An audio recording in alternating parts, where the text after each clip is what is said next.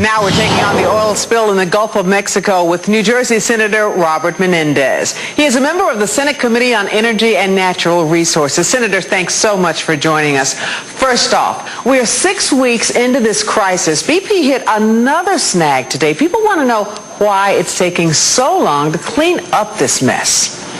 Well, you know, when BP filed to get this lease for drilling, they said in their application that they would be ready for the worst case scenario of any spill. Obviously, that was a lie, as is evidenced by the fact that they've been flailing around from one different attempt to another and have not been able to succeed on stopping the worst case scenario.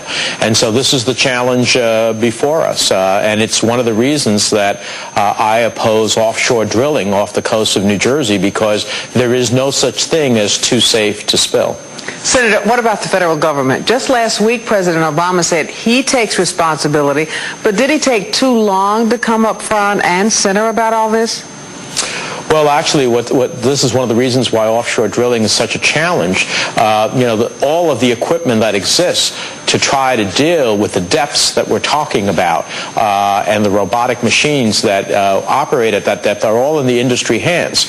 And so to the extent that, in fact, there is any direction to be given, I'm all for commandeering of that equipment if we know how to ultimately bring the best minds together in our country, from engineers and scientists and NASA and others, to figure out some way, short of the well that is being drilled simultaneously alongside the existing well, to ultimately cap it. The problem with that is that that's the ultimate solution, but it takes 2 months more to do it. And in the interim, millions and millions of gallons of oil spilling. I think really where the federal government failed here is in not knowing the science and allowing a company to move forward with such deep-sea drilling without looking at the potential bad consequences and knowing that if those consequences actually ever happen, how do you stop? And I think there are a lot of corners cut here, and that's why, the Committee on Energy and Natural Resources that I sit on has been holding hearings.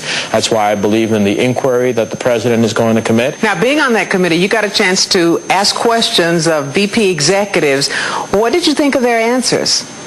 Well, right away, it was the blame game.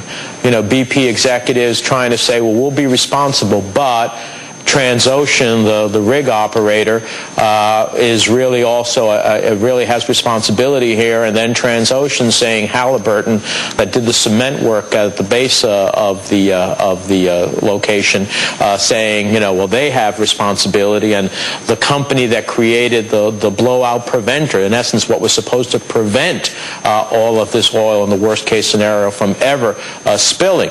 That's one of the reasons that I'm leading the effort in Congress to raise the liability cap of companies like BP, which presently only have a $75 million liability to all those commercial fishermen, shrimp fishermen, tourism, communities, coastal wetlands, to all of those entities. They only have a $75 million liability cap. I want that to be raised unlimitedly. If you create unlimited consequences, you should have unlimited responsibility. Thanks, Senator Robert Menendez. Thanks so much for joining us.